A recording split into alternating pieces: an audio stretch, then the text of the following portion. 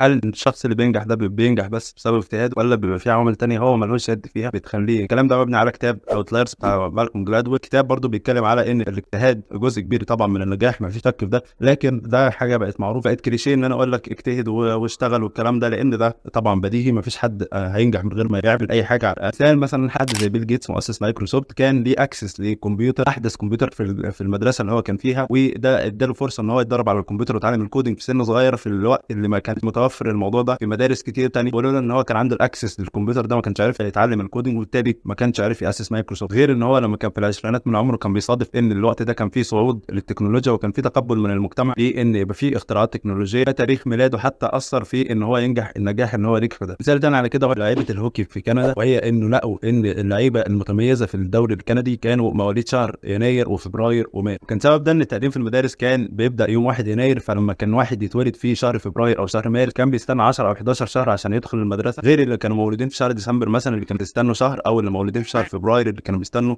شهرين. فلما كانوا بيخشوا المدرسه كان بيبقى فيه اطفال الفرق بينهم وبين الاطفال اللي التانيين اللي معاهم حوالي 10 شهور او 11 شهر. دي طبعا مده مش كبيره، لكن في الاطفال دي بتفرق جدا في اللعب بتاعهم. فلما كانوا المدربين يروحوا يختاروا لاعبين في فرق الهوكي كانوا بيختاروا الاطفال اللي هم اكبر في السن، اللي هم مواليد شهر يناير وفبراير ومارس، فكانوا بياخدوا تدريب احسن من سن اصغر وبيحتكوا بلعيبه اكبر في سن اصغر، فده خلاهم احسن من الاطفال اللي اتولدوا في شهور متاخره من السنه. مثال تاني برضو من الكتاب، وهو ان الطالب الصيني اشطر في الرياضه من الطالب الامريكي، مع ان ما فيش فرق في الذكاء ما بين. اللي خلى الطالب الصيني اشطر من الطالب الامريكي في الرياضيات هي ان الارقام في اللغه الصينيه اسهل للطالب انه يفهمها ومنطقيه. إن الثقافه الصينيه زمان كانت معتمده على الزراعه، ده علمهم الصبر، فالطالب الصيني كان عنده صبر، واللي اكتسبه اصلا من الثقافه ما كانتش حاجه هو اجتهد فيها وكونها. الامثله في الكتاب كتير، بس انا بحس اصلا ان لو بصيت حواليك هتلاقي اصلا امثله اكتر من كده بكتير، وهتلاقي ان الموضوع لو فكرت فيها هتلاقيه بديهي، بالذات في الدول اللي فيها تفاوت في الطبقات الاجتماعيه. فبتلاقي ان الناس الاغنى مثلا بيهتموا باولادهم اكتر، بيعلموهم تعليم احسن، فبالتالي بديهي ان يتوفر لهم فرص مش بتتوفر لناس في طبقات اقل. ففي النهايه دايما الاجتهاد عامل كبير جدا من عوامل النجاح، والكتاب بيتكلم عن الموضوع ده، بس ده مش موضوع الفيديو. الظروف اللي حوالين النجاح ده واللي حوالين الشخص ده واللي ملوش اي تحكم فيها كانت برضو ليها جزء كبير جدا. ودي كانت نهايه اول فيديو على القناه. لو عجبك الفيديو ممكن تشترك